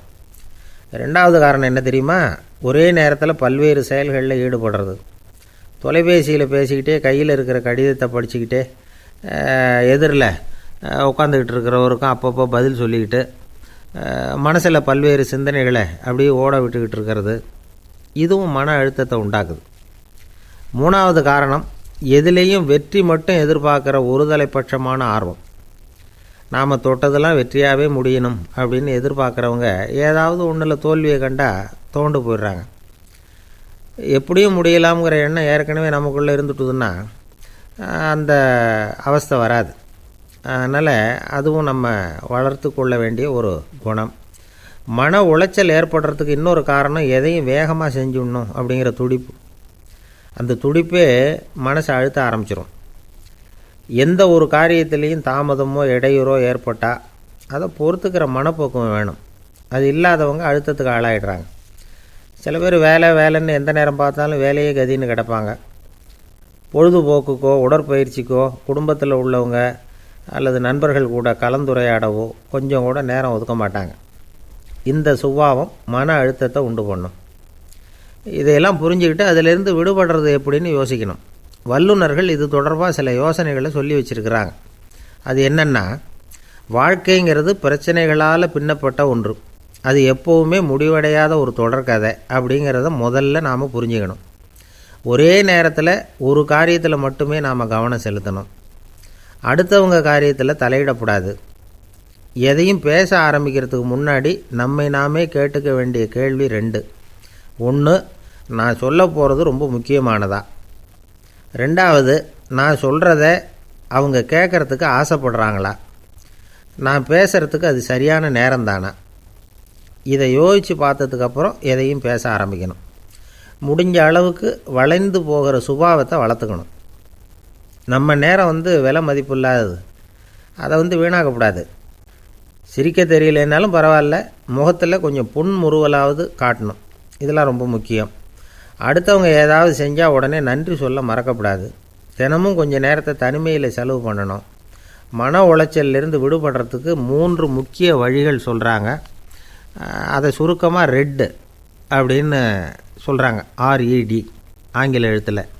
அந்த முதல் எழுத்து ஆர், அது என்னென்னா ரிலாக்ஸேஷன், அதாவது இடை ஓய்வு. 2வது இ எக்ஸர்சைஸ், உடற்பயிற்சி. 3வது டயட், திட்டமிட்ட உணவு முறை. அதனால் தியானம், மூச்சு பயிற்சி இதெல்லாம் இந்த இடை ஓய்வுக்கு வழிகள். எந்த வேலையையும் தொடர்ந்து செய்யக்கூடாது. எல்லார்கிட்டையும் கலகலப்பாக பழகணும். மாதத்துக்கு ஒரு நாளாவது குடும்பத்தோடு வெளியில் போயிட்டு வரணும். சுலபமான உடற்பயிற்சிகளை செய்யலாம். உடற்பயிற்சிங்கிறது நமக்காக நாம் செய்கிற ஒரு நீண்டகால முதலீடு அப்படின்னு சொல்லுவாங்க. அதாவது லாங் டேர்ம் இன்வெஸ்ட்மெண்ட்டாக. அளவோடு சாப்பிட்ணும், மெதுவாக சாப்பிட்ணும். இதெல்லாம் கொஞ்சம் மனசில் வச்சுக்கிட்டு நடந்துக்கிட்டால் மகிழ்ச்சியாக வாழலாம். சில பேர் சாப்பாட்டு விஷயத்தில் ரொம்ப அக்கறை எடுத்துக்கிறது உண்டு. ஒரு குண்டு ஆசாமி சாப்பிட உக்காந்தார். முதல்ல ஒரு மாத்திரை சாப்பிட்டார். எதுக்குன்னு கேட்டோம். பசி எடுக்கிறதுக்குன்னார். சாப்பிட்டு முடித்தார். பிறகு மறுபடியும் ஒரு மாத்திரை சாப்பிட்டார். இது எதுக்குன்னு கேட்டோம். சாப்பிட்டது ஜீரணமாகறதுக்கு அப்படின்னார். இந்த காலத்து புள்ள ஒருத்தன் தன்னோட அப்பாவை பார்த்து சொன்னான், அப்பா, நான் உனக்கு உதவி செய்யலாம்னு நினைக்கிறேன், என்ன உதவி செய்யணும்னு சொல்லு அப்படின்னா. நீ சும்மா இருந்தால் அதுவே எனக்கு செய்கிற பெரிய உதவிடா அப்படின்னார் அப்பா. சும்மா இருக்கிறதும் ஒரு உதவி தான். அது மாதிரி மௌனமும் ஒரு சமூக சேவை தான் அப்படிங்கிறார் காஞ்சி பெரியவர். நமக்கு 5 புலன்கள் இருக்குது. மெய், வாய், கண், மூக்கு, செவி. இந்த 5லேயும் அதிகப்படியான வேலை எதுக்குன்னு நினைக்கிறீங்க? வாய்க்கு தான். ஏன்னா அதுக்கு 2 வேலை. இப்போ கண்ணுக்கு பார்க்குறது மட்டும்தான் வேலை, காதுக்கு கேட்குறது மட்டும்தான் வேலை, மூக்குக்கு வாசனை அறியறது தான் வேலை, உடம்புக்கு உணர்றது மட்டும்தான் வேலை. ஆனால் வாய் அப்படி இல்லை. அதுக்கு 2 வேலை. சாப்பிட்றதும் அதுதான், பேசுகிறதும் அதுதான். அதாவது வாய் ஒன்று தான் கர்மேந்திரியமாகவும் இருக்குது, ஞானேந்திரியமாகவும் இருக்குது அப்படின்னு சொல்லுவாங்க. சாப்பாட்டில் உட்காந்தா எந்தெந்த ஆகாரம் என்னென்ன ருசின்னு அறிவிக்கிற வேலையும் செய்யுது. சபையில் உட்காந்தா பாடுறது, பேசுறது, சிரிக்கிறது இது மாதிரியான வேலையும் செய்யுது. இன்னொரு வித்தியாசம், கண்ணு, காது, மூக்கெல்லாம் ஸ்ட்ரெயின் பண்ணிக்கிட்டு வேலை செய்கிறதில்ல. ஒரு ரோஜா பூ பார்த்தா உடனே மூக்கு அப்படியும் இப்படியும் அசைய ஆரம்பிக்கிறதில்ல. ஒரு சங்கீதத்தை கேட்ட உடனே காது ஆட ஆரம்பிக்காது. ஆனால் வாய் அப்படி இல்லை. அது பேசினாலும் சரி, சாப்பிட்டாலும் சரி, அசைஞ்சு தான் ஆகணும். ஆக மற்றதை விட வாய்க்கு வேலை ஜாஸ்தின்னு தெரியுது. சாப்பிட்றது, பேசுறது அப்படின்னு 2 காரியம் அதுக்கு. இப்படி 2 காரியம் இருக்கிறதுனால அது 2யும் பாதியாக குறைச்சிக்கணுங்கிறது கடவுள் அபிப்பிராயமாக இருக்கணும் அப்படிங்கிறார் காஞ்சி பெரியவர். ஆனால் இப்போ நாம் அப்படியே நடந்துக்கிறோம். அதுக்கு நேர்மாறாக நடந்துக்கிறோம். நாம் சாப்பிட்றதும் அதிகம், பேசுகிறதும் அதிகம். 2 வேலையையும் தேவைக்கு அதிகமாகவே செய்கிறோம். வாய் தான் ரொம்ப ஓவர் ஒர்க்குடு. அதுக்கு ஓய்வு கொடுத்தா உடம்பும் நல்லாயிருக்கும், உலகமும் நல்லாயிருக்கும். மௌன விரதம் இருக்கிறதெல்லாம் எதுக்காக நினைக்கிறீங்க? இதுக்காக தான். இந்த காலத்தில் மௌனமாக இருக்கிறவங்கெல்லாம் மகத்தான தொண்டு செய்கிறாங்க அப்படின்னு தான் சொல்லணும். சத்தம் அதிகமாக போய் தான் சவுண்டு பொல்யூஷன் வருது. அது மட்டும் இல்லை, மௌனமாக இருந்தால் சண்டை சச்சரவே வராது. மௌனம் கலக நாஸ்தி. ஆக இதுவும் ஒரு சமூக சேவை தான். நமக்கு தான் வாய் இருக்குதேங்கிறதுக்காக வசமாக சாப்பிட்றதும் தப்பு, வளவளன்னு பேசுகிறதும் தப்பு. ஒரு கருத்தை சொல்கிறதுக்கு ஒரே ஒரு சொல்லு போதும் அப்படின்னு இருக்கும்பொழுது 2 சொற்களை செலவு பண்ணாதே. எவ்வளவு சொன்னாலும் அதனால் ஒரு பயனும் விளையாது அப்படின்னு தெரிய வருமேயானால் அந்த ஒரு சொல்லையும் விரயம் பண்ணாதே அப்படிங்கிறார் ஒரு அறிஞர். எல்லா குணங்கள்லேயும் மௌனம்தான் சிறந்தது அப்படிங்கிறார் ஒருத்தர். மௌனமாக இருக்கிறது மூலமாக மற்றவர்கள் குறைகளை நம்மால் தெரிஞ்சிக்க முடியும். அதே சமயத்தில் நம்மக்கிட்ட இருக்கிற குறைகளை மற்றவங்களுக்கு தெரியாமல் மறைச்சிக்கவும் முடியுங்கிறார் அவர். உண்மைதானே? ஒரு பெரிய மேடை பேச்சாளர், பொது வாழ்க்கையில் 25 வருஷ காலமாக ஈடுபட்டிருக்கிறவர். அவர் மனைவி ஒரு நாள் சொன்னாங்க, எங்கள் வீட்டுக்காரர் 25 வருஷ காலமாக பொது வாழ்வில் ஈடுபட்டிருந்தா கூட இந்த மாதம் 10ஆம் தேதியிலேருந்து தான் மக்களுக்கு சேவை செய்ய ஆரம்பிச்சிருக்கார் அப்படின்னு நாங்கள் ரொம்ப பெருமையாக. 10ஆம் தேதிக்கு அப்படி என்ன விசேஷம் அப்படின்னு கேட்டோம். அன்னையிலேருந்து தான் அவர் மேடையில் பேசுகிறத நிறுத்தினார் அப்படின்னாங்க அந்த அம்மா. ஏங்க எங்கே போயிட்டு வரீங்க அப்படின்னு கேட்டேன். எனக்கு வேண்டப்பட்ட ஒருத்தரை பார்த்து. ஆஸ்பத்திரிக்குன்னார். எந்த ஆஸ்பத்திரிக்குன்னே? மாட்டு ஆஸ்பத்திரிக்குன்னார். என்ன விஷயம்னே? மாமனாருக்கு உடம்பு சரியில்லை, அதுதான் மாட்டு ஆஸ்பத்திரிக்கு போயிட்டு வரேன்னார். அட பாவி, அதுக்கு அந்த ஆஸ்பத்திரிக்காக போவாங்க அப்படின்னு ஆச்சரியமா. அட அது இல்லைப்பா, முதல்ல எங்கள் குடும்ப டாக்டர் தான் தேடிக்கிட்டு போனேன். அவர் அந்த நேரத்தில் அவர் வளர்க்குற நாய்க்குட்டிக்கு உடம்பு சரியில்லைன்னு சொல்லி அதை தூக்கிக்கிட்டு மாட்டு ஆஸ்பத்திரிக்கு போயிட்டாராம் சொன்னாங்க. அதனால் அங்கே போய் அவரை சந்தித்து விஷயத்தை சொல்லிவிட்டு வர்றேன்னார். அப்புறம் தான் எனக்கு கொஞ்சம் நிம்மதியாக இருந்தது. பொதுவாக நமக்கு தெரிஞ்ச வரையில் டாக்டர்கள் 2 வகை. நமக்கு வைத்தியம் பண்ணுற டாக்டர்கள் ஒரு வகை, நம்மக்கிட்ட இருக்கிற ஆடு மாடு கோழிக்கு வைத்தியம் பண்ணுற டாக்டர்கள் ஒரு வகை. இப்போ தான் எனக்கு தெரியும் இன்னொரு வகையான டாக்டர்களும் உண்டுங்கிறது. அது யாருன்னா பூச்சிகளுக்கு வைத்தியம் பண்ணுற டாக்டர்கள், அதாவது பூச்சி டாக்டர்கள். வெளிநாடுகளில் அப்படிலாம் கூட சில பேர் இருக்கிறாங்க. பிரிட்டனில் யார்க்ஷயர் வட்டாரத்தில் ராதர்ஹாம் அப்படின்னு ஒரு ஊர். அங்கே ஒரு விலங்கியல் மருத்துவர், பேர் டாக்டர் லான்ஸ் ஜெப்சன். அவர் ஆஸ்பத்திரி வாசலில் பார்த்திங்கன்னா தினமும் நிறைய பேர் நின்றுக்கிட்டு இருப்பாங்க. கையில் கண்ணாடி குடுவை, தகர டப்பா இப்படி ஏதாவது இருக்கும். அதுக்குள்ளே ஏதாவது பூச்சிகள் இருக்கும். அதுக்கு வைத்தியம் பண்ணுறதுக்காக வந்தவங்க தான் அவங்கெல்லாம். சிலந்தி பூச்சி, பல்லி, தேள், பாம்பு இப்படி ஏதாவது இருக்கும். பொழுதுபோக்காக சில பேர் நாய், பூனை, கிளி, மைனா, புறா இப்படி ஏதாவது வளர்க்குறாங்கல்ல, அது மாதிரி இப்போல்லாம் தேள், பல்லி, பாம்பு, பூச்சி இதையெல்லாம் வளர்க்க ஆரம்பிச்சிட்டாங்களாம். இது ஒரு புது ஃபேஷன். இப்போ கூண்டுக்குள்ளே டப்பாக்குள்ளே போட்டு வளர்க்குறது, அதுக்கு ஏதாவது நோய் வந்துட்டுதுன்னா வைத்தியம் பண்ணுறதுக்கு டாக்டர்கிட்ட வந்துட வேண்டியது, இப்படி இந்த பழக்கம்லாம் நிறையா வந்துட்டுது. ரத்தம் உறிஞ்சிற அட்டைகள் கூட இவங்கக்கிட்ட வைத்தியத்துக்கு வருதான். சிலந்திகளில் செங்கால் சிலந்தின்னு ஒரு வகை. மத்திய அமெரிக்க காடுகளில் இது அதிகம். சிலந்திகள்லேயே ரொம்ப விலை உசந்தது இந்த ரகம்தான். கால்களில் சிவப்பு கோடுகள் இருக்கும். இந்த இனம் இப்போ குறைஞ்சிக்கிட்டே வர்றதுனால சர்வதேச விதிகளின்படி இவற்றின் ஏற்றுமதி இறக்குமதிக்கு தடை விதிக்கப்பட்டிருக்குது. அதனால் இதை வளர்க்குறவங்க வீட்டுக்குள்ளேயே இனவிருத்தி மூலமாக பெருக்கி விற்பனை பண்ணிட்டு வராங்களாம். அந்த வகை சிலந்திகள் தான் இப்போ வைத்தியத்துக்கு அதிகமாக வருதான். சரி, இதுக்கெல்லாம் எப்படி வைத்தியம் பண்ணுறாங்க? முதல்ல அதை குளிர்பதன பெட்டியின் வழுவழுப்பான சுவரில் விட்ட உடனே அதெல்லாம் மெதுவாக இறங்கி வரும்.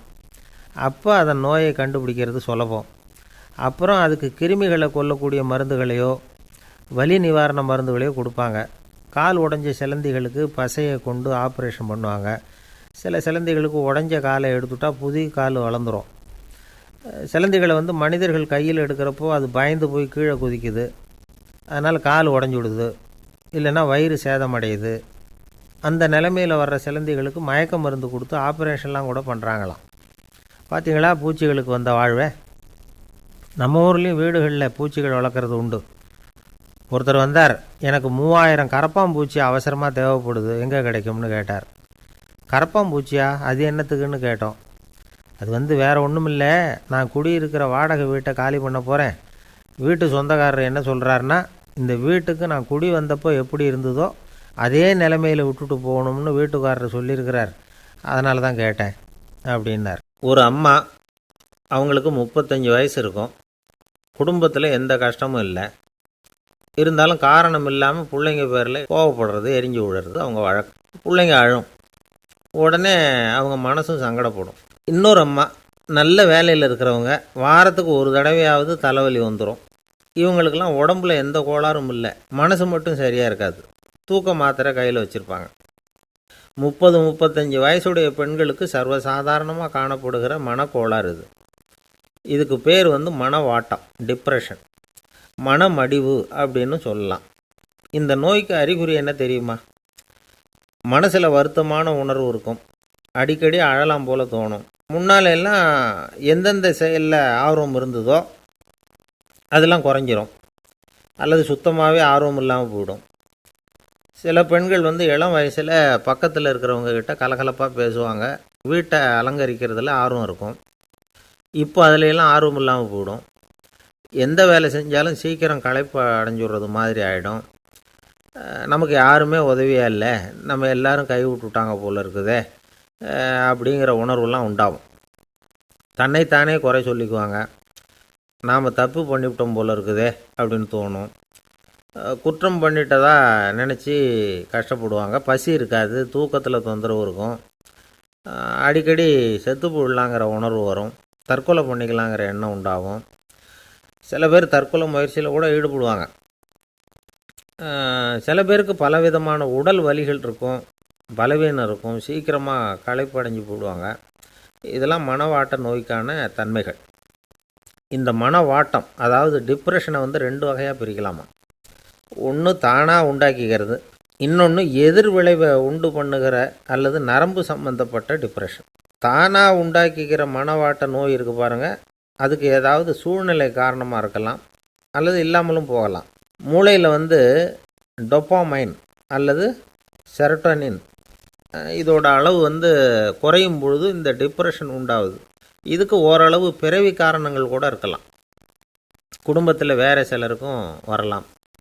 பாதிக்கப்பட்ட பெண்ணை பார்க்குறதுக்கு பலவீனமாக தெரியும், கடுமையான குற்ற உணர்வு இருக்கும், தனியாக இருக்கிறதுக்கு ஆசைப்படுவாங்க, நடு ராத்திரியில் எழுந்திரிச்சு உட்காந்து கஷ்டப்பட்டுக்கிட்டு இருப்பாங்க, கொடூரமான முறையில் தற்கொலை பண்ணிக்க முயற்சி பண்ணுவாங்க, தீ வச்சுக்கிறது, அமிலத்தை குடிக்கிறது, தூக்கில் தூங்குறது. இப்படி தானாக வரவழைச்சிக்கிற மனவாட்ட நோய் மறையக்கூடிய நோய். ஒரு தடவை வந்தால் 3லேருந்து 6 மாதம் வரைக்கும் நீடிக்கும். இடைப்பட்ட காலங்களில் நோயாளி இயல்பாக இருப்பார். எதிர் விளைவை உண்டு பண்ணுகிற அல்லது நரம்பு சம்பந்தப்பட்ட மனவாட்ட நோய் எப்படின்னா, கணவன் மனைவி, மாமியார் மருமகள், இப்படிப்பட்ட உறவு முறை பிரச்சனைகள், தோல்விகள், எரிச்சல்கள், ஆஃபீஸு பிரச்சனை, இப்படிப்பட்ட சூழ்நிலையால் உண்டாகிறது. எல்லாத்துக்கும் மருந்து இருக்குது, மார்க்கம் இருக்குது, கவலைப்பட வேண்டியதில்லை, தைரியமாக இருக்கணும். உளவியல் மருத்துவம் இதுக்கு ரொம்ப உபயோகமாக இருக்கும். சில பெண்களை பாருங்கள், அவங்க எதுக்கும் அலட்டிக்கிறது இல்லை. ஒரு அம்மா அப்படி தான் தன்னுடைய கணவனை அழைச்சிக்கிட்டு ஒரு மனநோய் மருத்துவர்கிட்ட வந்தாங்க. டாக்டர், எங்கள் வீட்டுக்காரர் திடீர்னு ஒரு மாதிரி ஆயிட்டார், வித்தியாசமாக நடந்துக்கிறார். எப்படின்னா, இவர் தன்னையே ஒரு ஒட்டடை பூச்சியாக நினச்சிக்கிட்டு இருக்கிறார். அப்படி நினச்சிக்கிட்டு தன்னுடைய தலையாலேயே வீட்டில் உள்ள ஒட்டடையெல்லாம் தொடச்சிக்கிட்டு இருக்கிறார் அப்படின்னாங்க. எவ்வளவு நாளாக அப்படி இருக்குதுன்னு கேட்டார் டாக்டர். 1 வாரமாக அப்படி இருக்குது அப்படின்னாங்க அந்த அம்மா. அப்படின்னா முன்னாடியே ஏன் அழைச்சிட்டு வரல அப்படின்னு கேட்டார் டாக்டர். வீடு பூரா சுத்தமாகட்டுமேனு பார்த்துக்கிட்டு இருந்தேன் டாக்டர் அப்படின்னாங்களாம் அந்த அம்மா. ஒரு பல்கலைக்கழகம், அங்கே ஒரு இலக்கிய பேராசிரியர், அவர் பாடம் நடத்திக்கிட்டு இருந்தார். ராபர்ட் ப்ரௌனிங் எழுதிய கவிதைகளை பற்றி சொல்லிகிட்டு இருக்கிறார். மாணவர்களும் ரொம்ப அக்கறையாக அதை கேட்டுக்கிட்டு இருக்கிறாங்க. ஒரு குறிப்பிட்ட கவிதையை பற்றி சொல்லும் பொழுது அந்த பேராசிரியருக்கே ஒரு சந்தேகம், அதாவது அந்த கவிதையின் சரியான அர்த்தம் என்னங்கிறதுல சந்தேகம். பேராசிரியர் யோசனை பண்ணார், அந்த கவிதையை முழுசாக புரிஞ்சிக்க முடியல. அதனால் மாணவர்களை பார்த்து சொன்னார், மாணவர்களே, ஒரு நாள் பொறுத்துங்க, இந்த கவிதையை எழுதின கவிஞர் எங்கள் வீட்டுக்கு பக்கத்தில் தான் இருக்கிறார். இன்றைக்கி சாயந்தரம் நான் அவரை நேரிலேயே போய் பார்க்குறேன், பார்த்து இதுக்கு என்னங்க அர்த்தம்னு கேட்டுட்டு வந்துவிடுறேன், அதுக்கப்புறம் உங்ககிட்ட சொல்கிறேன் அப்படின்னாராம். அன்றைக்கி சாயந்தரமே அந்த பேராசிரியர் கவிஞரை தேடிக்கிட்டு போயிட்டார். கவிஞர் அவங்க வீட்டில் அவர் பாட்டு உட்காந்துருந்தாராம். இவர் போய் அவர் முன்னாடி உட்காந்தார். அப்புறம் கேட்டார், ஐயா, அந்த கவிதையின் முழு பொருள் என்னன்னு தெரிஞ்சுட்டு போகிறதுக்காக வந்திருக்கிறேன் அப்படின்னாராம். எந்த கவிதை அப்படின்னாராம் அவர். இவர் அந்த கவிதையை சொல்லியிருக்கார். கவிஞர் கொஞ்சம் யோசனை பண்ணிவிட்டு அப்புறம் சொன்னாராம், பேராசிரியரே, நீங்கள் கொஞ்சம் தாமதமாக வந்துட்டீங்கன்னாராம். இவருக்கு ஒன்றும் புரியல. நீங்கள் என்ன சொல்கிறீங்க, நான் தாமதமாக வந்துட்டேன்னா? நீங்கள் தான் உயிரோடு இருக்கிறீங்களே, அப்படி இருக்கும்பொழுது நான் தாமதமாக வந்துவிட்டேன்னா அது எப்படி அப்படின்னு இவர் குழம்பியிருக்கிறார். இப்போ கவிஞர் சொன்னாராம், ஐயா, நான் உயிரோடு இருக்கிறேன்னா இல்லையாங்கிறது முக்கியம் இல்லை. நான் அந்த கவிதை வரிகளை எழுதினப்போ 2 பேருக்கு அதோட அர்த்தம் தெரிஞ்சிருந்தது. இப்போ ஒரே ஒருத்தருக்கு தான் அதோட அர்த்தம் தெரியும் அப்படின்னாராம். பேராசிரியர் யோசனை பண்ணியிருக்கார். அப்படின்னா அந்த ஒருத்தர் கவிஞர் ராபர்ட் ப்ரௌனிங்கை தவிர வேறு யாராக இருக்க முடியும்? இவர் தான் அப்படிங்கிறத அவர் மனசில் நினச்சிக்கிட்டார். அதனால் சொன்னார், ஐயா, நான் தாமதமாக வரல, அந்த கவிதையின் பொருள் என்ன அது சொல்லுங்கன்னார். பேராசிரியரே, நான் சொல்கிறது உங்களுக்கு புரியலைன்னு நினைக்கிறேன். நான் இந்த வரிகள் எழுதினப்போ 2 பேருக்கு அதோட அர்த்தம் தெரிஞ்சிருந்தது.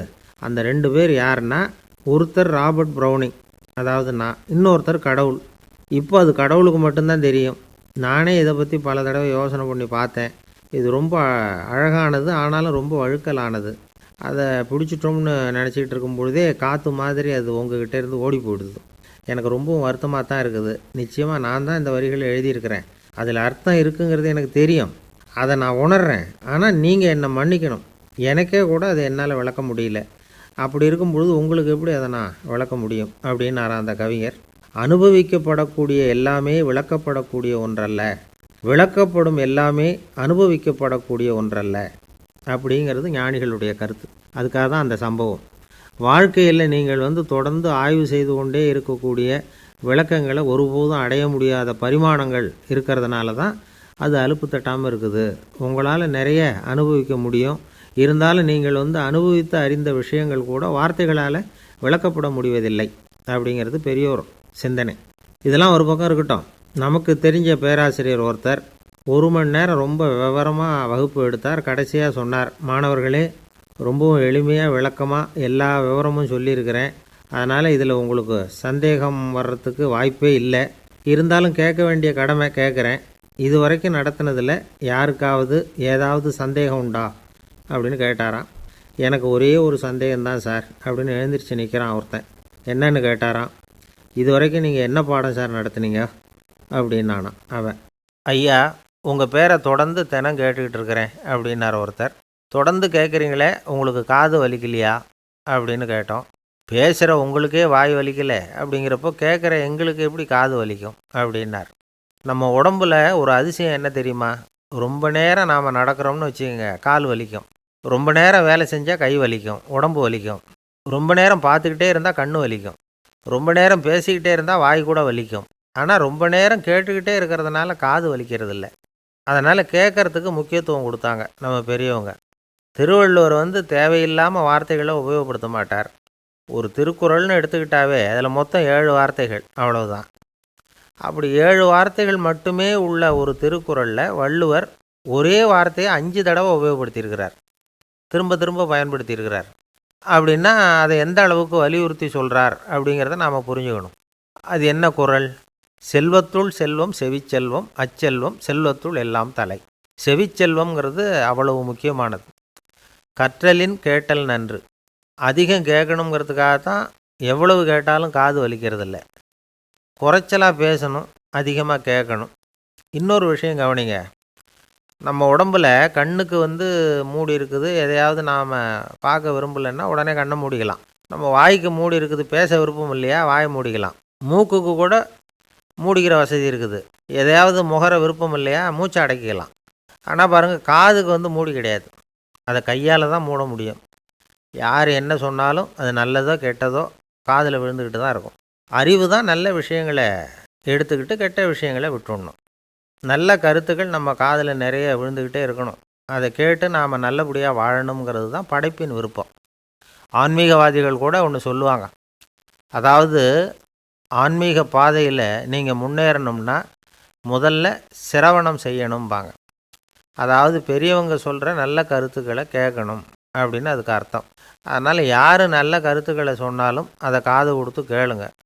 இவ்வளவு கருத்துக்களையும் நம்ம நேயர் ஒருத்தர்கிட்ட சொல்லிகிட்டு இருந்தோம். அவரும் சரி சரின்னு தலையாடிக்கிட்டே இருந்தார். அப்புறம் சொன்னார், நீங்கள் சொல்கிறது சரிதான் சார், காதுக்கு மூடி இல்லைங்கிறது ரொம்ப சரி. அதனால தான் உங்கள் தகவல் கூட நாங்கள் விரும்புகிறோமோ இல்லையோ தினம் காதில் விழுந்துக்கிட்டு இருக்குது அப்படின்னார். எங்களுக்கு ரொம்ப பெருமையாக இருந்தது. அப்படியா அப்படின்னோம். ஆனாலும் என்ன மாதிரி சில பேர் நீங்கள் தகவல் சொல்கிற சமயத்தில் காதில் மூடி இல்லையேன்னு சொல்லி கவலைப்படுறதில்ல சார் அப்படின்னார். ஏன்னு கேட்டோம். காதை மூடுறதுக்கு தானே வசதி இல்லை, ரேடியோவை மூடுறதுக்கு வசதி இருக்குதுல்ல, அதனால் டக்குன்னு அதை மூடி வச்சுருவோம் அப்படின்னார். ஒரு அம்மா தெருவில் உட்காந்து என்னத்தையோ தேடிட்டு இருக்கிறாங்க. அந்த அம்மா ஒரு சூஃபி ஞானி.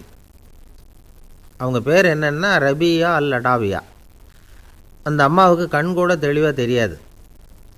அந்த பக்கமாக வந்த சில பேர் இவங்களுக்கு உதவி செய்கிறதுக்காக வந்தாங்க. என்ன தேடிட்டு இருக்கிறீங்க அப்படின்னு கேட்டாங்க. இதுக்கு அந்த அம்மா, அந்த கேள்வி அவ்வளோ முக்கியத்துவம் இல்லை, நான் தேடிட்டு இருக்கிறேன், உங்களால் முடிஞ்சால் எனக்கு உதவி பண்ணலாம் அப்படின்னாங்களாம். உதவி செய்ய வந்தவங்களுக்கு ஆச்சரியம். எதை தேடுறோங்கிறது தெரியாமல் இப்படி ஏன் நேரத்தை செலவழிக்கிறீங்க, நாங்கள் எப்படி உங்களுக்கு உதவ முடியும், எங்களுக்கு ஒன்றும் புரியலையே அப்படின்ட்டுருக்காங்க. சரி, உங்களை திருப்தி பண்ணுறதுக்காக சொல்கிறேன், ஒரு குண்டூசி தொலைஞ்சி போச்சு, அதை தேடுறேன் அப்படின்னாங்களாம் அந்த அம்மா. அதுக்கப்புறம் இவங்களும் சேர்ந்து தேட ஆரம்பிச்சிட்டாங்க. கொஞ்ச நேரம் ஆச்சு, ஒன்றும் கிடைக்கல. உதவி செய்ய வந்தவங்களும் அழுத்து போட்டாங்க. அப்புறம் கேட்டாங்க, இதோ பாருங்கம்மா, இது ரொம்பவும் பெரிய தெரு, அகலமான தெரு, அதனால் குறிப்பாக நீங்கள் எந்த இடத்துல அந்த குண்டூசியை தொலைச்சிங்க அதை சொல்ல முடியுமான்னாங்களாம். இதுக்கு அந்த அம்மா, நீங்கள் மறுபடியும் அர்த்தமில்லாத கேள்வியை கேட்குறீங்க, உங்கள் கேள்விக்கும் நான் தேடுறதுக்கும் என்ன சம்மந்தம்னாங்களாம். இதை கேட்டதும் அவங்க ஒரு மாதிரி ஆகிட்டாங்க. என்னம்மா நீங்கள் பைத்தியம் மாதிரி பேசுகிறீங்க அப்படின்னாங்களாம். சரி, உங்களை மறுபடியும் திருப்திப்படுத்துறதுக்காக சொல்கிறேன், அதை நான் எங்கள் வீட்டில் தொலைச்சுட்டேன் அப்படின்னாங்களாம். அப்புறம் எதுக்காக இங்கே வந்து தேடிட்டுருக்குறீங்க அப்படின்னு கேட்டிருக்காங்க. ஏன்னா இங்கே தான் வெளிச்சம் அதிகமாக இருக்குது, அங்கே வீட்டுக்குள்ளே இருட்டாக இருக்குது, அதனால் இங்கே வந்து தேடுறேன், வெளிச்சம் உள்ள இடத்துல தானே தேட முடியும் அப்படின்னாங்களாம் அந்த ஞானி. இந்த கதைக்கு என்ன அர்த்தங்கிறத பெரியவங்க சொல்கிறாங்க. அதாவது இந்த தேடுதல்ங்கிறது ஒரு வியாதி.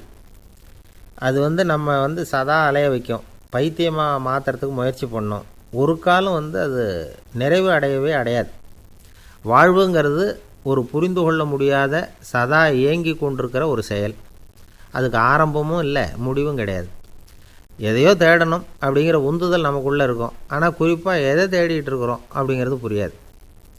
அப்படி ஏதாவது ஒன்றை தேடி அடைஞ்சிட்றோம்னு வச்சுக்கோங்க, உடனே ஒரு அதிருப்தி வந்துடும். அதனால் வாழ்க்கைங்கிறது சலிப்பு நிறைந்தது அப்படிங்கிற எண்ணத்தை உண்டாக்கிக்கிறோம். ஒன்று அடைஞ்சதுக்கு அப்புறம் இன்னொன்று தேட ஆரம்பிச்சிருவோம். ஆக இந்த தேடல்ங்கிறது நாம் ஒன்று அடைஞ்சாலும் அடையாவிட்டாலும் தொடர்ந்து நடந்துக்கிட்டு தான் இருக்கும். இதுக்கு முடிவே கிடையாது. இந்த உண்மையை நாம் நல்லா புரிஞ்சுக்கணும் அப்படிங்கிறது பெரியவங்களுடைய கருத்து.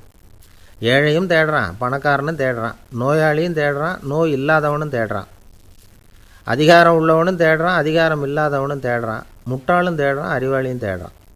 ஆனால் யாரும் இதை தான் தேடி சாதிக்க போகிறோம், இதுதான் முடிவு அப்படின்னு திட்டவட்டமாக சொன்னதில்லை.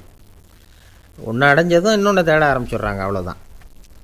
அதாவது உங்களின் தேடுபவர் உங்கள் உள்ளே தான் இருக்கிறார், அவரை தேடி கண்டுபிடியுங்கள். இதுதான் ஞானிகள் நமக்கு சொல்லுகிற ஒரு ஆலோசனை. நம்மால் ஒருத்தன் ஜெயிலில் இருந்தான்.